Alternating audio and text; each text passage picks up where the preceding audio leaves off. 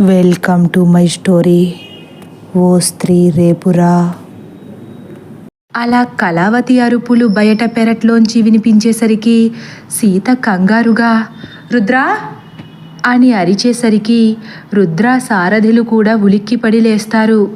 ఏమైంది వదినా? ఏమైంది? అత్తయ్య గారు లోపల లేరు, పెరట్లోంచి ఆవిడ అరుపులు వినిపిస్తున్నాయి. అవునా అని తన దిండు కింద ఉన్న టార్చ్ లైట్ తీసుకుని, పదండి సారథి గారు. రుద్ర వేగంగా బయటకు పరిగెడతాడు. రుద్ర వెనకే సారథి, ఆ వెనకే సీత కూడా కంగారుగా వస్తారు. అలా ముగ్గురు కళావతి కోసం బయటకు పరిగెడతారు. నిజానికి కళావతికి ఏమైందో అనే కంగారులో పరిసరాలను కూడా పట్టించుకోకుండా టార్చ్ వెలుగులో కళావతిని వెతుకుతున్నారు. ఆ గాలికి చెట్ల ఆకులన్నీ వేళ్లపై పడుతున్నాయి. ముందు ఉన్న రుద్ర ఒక్కసారిగా అమ్మా అమ్మా అని కింద పడి ఉన్న కళావతిని చూసి కంగారు పడిపోతూ అమ్మా అమ్మా అని కదుపుతున్నాడు. ఏమైంది రుద్ర? లోపలకు తీసుకువెళ్దాం పదండి అని సారథితో అనడంతో అంటూ సారథి కూడా కళావతిని సాయం పట్టి లోపలకు తీసుకువెళుతున్నారు. వెనక సీత వాళ్లకు టార్చ్ వేస్తూ నడుస్తుంది. ఇంతలో సీతకు తన వెనక ఎవరో వస్తున్న శబ్దమవుతుంది. సారథి రుద్ర ఇద్దరూ ముందే ఉన్నారు. మరి వెనక నుంచి శబ్దం వస్తుందేంటి? సీత భయంతో ఒక్కసారే వెనక్కి చూస్తుంది. వెనక ఎవరూ లేరు. అమ్మయ్య అని ఊపిరి పీల్చుకుని మళ్ళీ ముందుకు నడుస్తుంది. మళ్ళీ ఎవరో తన వెనక అడుగులో అడుగేస్తూ వెంబడిస్తున్నట్లు సీత కనిపిస్తుంది. గుండె వేగంగా కొట్టుకుంటుంది. తాడుని చూసి కూడా పామని భ్రమ పెట్టి వెన్నులో వణుకు పుట్టించగల సత్తా మన మనసులో ఉండే భయమనే పిశాచికి మాత్రమే సొంతం. సీత కూడా అలానే మనసులో అనుకుంటూ నుదిటి నుండి నెమ్మదిగా బుగ్గపైకి కారుతున్న చెమట బిందువుని చీర కొంగుతో తుడుచుకుంటూ నడుస్తుంది. ఆ గాలికి తలుపులు అటు ఇటు కొట్టుకుంటూ ఢమఢమలాడుతున్నాయి. గుమ్మం వరకు వచ్చేశారు. కళావతిని ఇంట్లోకి తీసుకువెళుతున్నారు. సీత కూడా మనసులో అమ్మయ్య లోపలికి వెళ్ళిపోతున్నాం అనుకుంటుంది. ఇంతలో సీత భుజంపై ఎవరిదో చేయి పడింది. సీత గుండె జారినంత పనైంది. కళ్ళు అమాంతం భయంతో తెరుచుకున్నాయి. హడలిపోయి ఆ అని పెద్దగా అరుస్తుంది. సీత అరుపు ఎవరికీ వినబడదు. ఆ అరుపు వాళ్లకు ఎందుకు వినబడలేదో అర్థం కాక భయంతో గజగజలాడుతుంది. ఆ చేతి గోర్లు సీత భుజంపై గీసుకుంటున్నాయి. వెనక్కి చూడాలంటే భయం. ముందుకు కదులుదామంటే కాలు కదలట్లేదు. పోనీ వాళ్లను పిలుద్దామంటే గొంతు పెగలట్లేదు. అయినా సరే పెద్దగా రుద్రా రుద్రా అని అరుస్తుంది. ఎంత అరచినా సీత మాట పైకి రావడం లేదు. ఇక చేసేదేం లేక భయంతో నెమ్మదిగా తలను వెనక్కి తిప్పుతూ ఉంది. ఇంతలో సారథి సీతమ్మా అక్కడే నిలబడిపోయావేంటి? లోపలికి రా అని అరుస్తాడు. ఒక్కసారే సీత భుజంపై చేయి మాయమైపోయింది. గట్టిగా ఊపిరి పీల్చుకుని వెనక్కి చూడకుండా లోపలకు వెళ్ళిపోయి అమాంతం ఆయాసపడుతూ తలుపులు మూసేస్తుంది. కళావతిని కూడా మంచంపై పడుకోపెట్టి కాళ్ళు చేతులు రుద్దుతూ ఉన్నారు ఇద్దరు. సీత నీళ్లు తీసుకొచ్చి ముఖంపై జల్లేసరికి నెమ్మదిగా స్పృహలోకి వస్తుంది కళావతి. అమ్మా అమ్మా నీకేం కాలేదు కదా అడుగుతాడు రుద్ర గాబరా పడిపోతూ. కళావతి సడన్గా లేచి కూర్చుని రుద్రా ఆ పిల్ల సీత నా కళ్ళ ముందే బావిలో దూకేసిందిరా అంటుంది అయోమయంగా. వదినా వదిన ఇక్కడే ఉంది కదా అంటాడు. నీ తలకాయ్ అంటూ వెనక్కి చూసేసరికి సీత మంచం వెనక తన తల వైపు నుంచుని కనబడుతుంది. కళావతి సీతను చూసి హడలిపోతూ ఇదిగో పిల్ల నువ్వు మళ్ళీ ఎలా వచ్చావు? ఇందాక ఆ బావిలో దూకేశావు కదా అని హడలిపోతూ అంటుంది. సీతకు కళావతి దేన్నో చూసి భయపడిందని అర్థమై నేనా? మీకేదో పీడకల వచ్చినట్లుంది అంటూ తడబడుతూ లేదు లేదు ఇప్పుడు నేను బయటకు వెళ్ళినప్పుడు నువ్వు బావి దగ్గర జుట్టు విరబోసుకుని ఏడుస్తూ కూర్చున్నావు కదా, కాదంటావేంటి? ఏంటమ్మా, ఏమంటున్నావు? నువ్వేం చూసావు అసలు అంటాడు రుద్ర ఆరా తీస్తున్నట్లు. అదేరా, నేను ఇందాక బయటకు వెళ్ళేటప్పుడు చూస్తే మీరిద్దరూ గదిలోనే ఉన్నారు, కానీ ఈ పిల్ల కనపడలేదు. బయట బావి దగ్గర ఏడుస్తూ కూర్చుంది.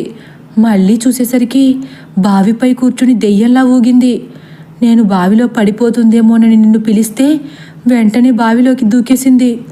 తర్వాత ఏం జరిగిందో నాకు తెలియలేదు అని జరిగినదంతా చెప్పుకొస్తుంది కళావతి. ఇంతలో సీత కల్పించుకుని, ఎలా తెలుస్తుందండి? మీరు అసలు బయటికే వెళ్ళలేదు. మీరు పెద్ద పెద్దగా రుద్ర రుద్ర అని నిద్దట్లో కలవరిస్తుంటే మాకు మెలకువ వచ్చి ఇక్కడికి వచ్చాము అంటుంది సీత. రుద్ర సారథులు సీత ఎందుకు అబద్ధం చెప్పిందో అని ఆశ్చర్యంగా చూస్తున్నారు. నేను బయటకెళ్ళలేదా అని ఒళ్ళంతా తడిమి చూసుకుంటుంది కళావతి. వెళ్ళలేదు అత్తయ్య గారు. అయితే నాకొచ్చింది కలేనా అని ఆశ్చర్యంలోనే ఉంది కళావతి. ఇంతలో రుద్ర కూడా, అవునమ్మా, కలే, నువ్వు బయటకు వెళ్ళలేదు అంటాడు. అలా కళావతిలో భయాన్ని పోగొట్టి వీళ్ళ ముగ్గురు అనేక భయాలతో సహవాసం చేస్తూ నిద్రలోకి జారుకున్నారు. మరునాడు మధ్యాహ్నం 3 గంటలు. రాధాకృష్ణ కూడా ఇక్కడ రాత్రి వీళ్లకు ఎలా గడిచిందో కనుక్కోవడానికి ఆ రోజు ఉదయాన్నే వచ్చేశాడు. అందరూ భోజనం చేసి రాత్రి జరిగిన విషయం గురించి మాట్లాడదామంటే కళావతి అక్కడక్కడే తిరగడం వల్ల వీళ్లకు ఆ అవకాశం కుదరలేదు. ఇక ఇక్కడ ఉంటే మాట్లాడుకోలేమని రుద్ర అందరినీ పెరట్లో చింత చెట్టు దగ్గరకు తీసుకువెళతాడు. రాత్రి కళావతికి జరిగిందంతా చెప్పుకొస్తాడు రుద్ర.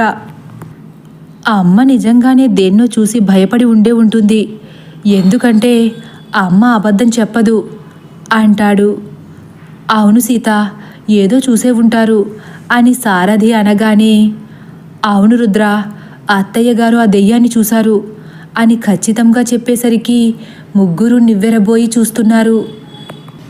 నేను చెప్పేది నిజమే రుద్ర అని సీత తనకు జరిగిన భయంకరమైన అనుభవాన్ని కూడా చెప్పుకొస్తుంది. అది విన్న రాధాకృష్ణ వెంటనే, నేను ముందే చెప్పాను కదా, ఇక్కడ ఒక్క నిమిషం కూడా ఉండడం మంచిది కాదు, సామాన్లు సర్దుకోండి, చీకటి పడేలోపు వెళ్ళిపోదాం అంటాడు. అలా అనగానే ఒక పెద్ద కాకి ఎక్కడి నుండి వచ్చిందో తెలియదు కానీ రాధాకృష్ణ తలపై బలంగా తన్ని వెళ్ళిపోతుంది. అందరూ నిర్ఘాంతపోయి చూస్తున్నారు. అయ్యో అన్నయ్య, మీకేం కాలేదు కదా అని తలను పాముతుంది సీత. ఇక్కడ ఏదో ఉంది సీత, నా మాట వినమ్మా అంటాడు తల పట్టుకుని. సీత కళ్ళు ఒక్కసారే కన్నీటితో నిండిపోయాయి. అది గమనించిన రుద్ర, మాకేమీ కాదండి, అన్నయ్య గురించి తెలుసుకున్నాకే ఈ ఊరు నుంచి బయటకు వెళతాం. మీరు మాకేమీ కాకపోయినా ఇంత ప్రేమను చూపిస్తున్నారంటే నిజంగా అది మా అదృష్టం అని దండం పెడతాడు. సరే అయితే జాగ్రత్తగా ఉండండి అంటాడు దిగులుగా రాధాకృష్ణ. రాధాకృష్ణ గారు, మన ముగ్గురు ఒకసారి పట్నం వెళ్ళాలి అంటాడు రుద్ర. ఇప్పుడా అంటాడు రాధాకృష్ణ. అవునండి, ఈ ఊరి పెద్ద మనుషుల గురించి ఇక్కడ ఎవరిని అడిగినా చెప్పట్లేదు, కానీ ఈ ఊరి నుంచి వెళ్ళిపోయిన వాళ్ళు పట్నంలో ఉన్నారంట. బహుశా వాళ్ళని అడిగితే ఏమైనా వివరాలు తెలియచ్చు అంటాడు. సరే అంటాడు రాధాకృష్ణ కూడా. రుద్ర, 6 లోపే వచ్చేస్తారు కదా జాలిగా అడుగుతుంది. రుద్ర రాధాకృష్ణలో ఆలోచనలో పడ్డారు. సరే వదినా, సారథి గారు మీకు తోడుగా ఉంటారు, నేను రాధాకృష్ణ గారు వెళ్తాం. పని పూర్తయ్యాక ఆయన్ని వాళ్ళ ఊరిలో దింపేసి 7 దాటకుండా ఇంటికి వచ్చేస్తాను అంటాడు రుద్ర. జాగ్రత్త అని దీనంగా వాళ్ళ వైపే చూస్తుంది సీత. మాకేం కాదు, మీరిక్కడ జాగ్రత్తగా ఉండండి సరేనా అని చెప్పి ఇద్దరు పట్నం బయలుదేరతారు. సాయంత్రం 6:40 రుద్ర రాధాకృష్ణను వాళ్ళ ఊళ్ళో దింపేసి దేవరపల్లికి బైక్పై వస్తున్నాడు. అప్పటికే చెట్లతో నిర్మానుష్యంగా ఉన్న అటవీ ప్రాంతం చీకట్లోకి నెమ్మదిగా జారుకుంటుంది. ముందు వెనుక కనుచూపు మేరలో ఎవ్వరూ లేరు. అటుపక్క ఇటుపక్క పెద్ద పెద్ద చెట్లు, మధ్యలో సన్నని దారి, అప్పుడప్పుడే కమ్ముకుంటున్న చీకటి. రుద్రని అవేమీ భయపెట్టలేకపోయాయి.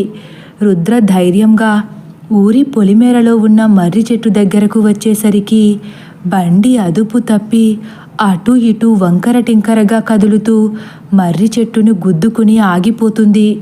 రుద్రకు ఏం జరిగిందో అర్థం కాక బండి దిగి చూస్తే వెనక టైర్ పంచర్ పడినట్లు కనిపిస్తుంది. అబ్బా, ఇప్పుడే పంచర్ అవ్వాలా? ఒక్క 5 నిమిషాలుంటే ఇంటికి వెళ్ళిపోయేవాణ్ణి అని విసుగ్గా అనుకుంటూ అక్కడే నిలబడి ఎవరైనా కనిపిస్తారేమో అని అన్ని దిక్కుల వైపు చూస్తున్నాడు. తదుపరి భాగం కోసం వేచి ఉండండి. ఒకవేళ నా కథ కానీ మీకు నచ్చినట్లయితే లైక్ చేసి సబ్స్క్రైబ్ చేయడం మర్చిపోకండి. Thank you for watching.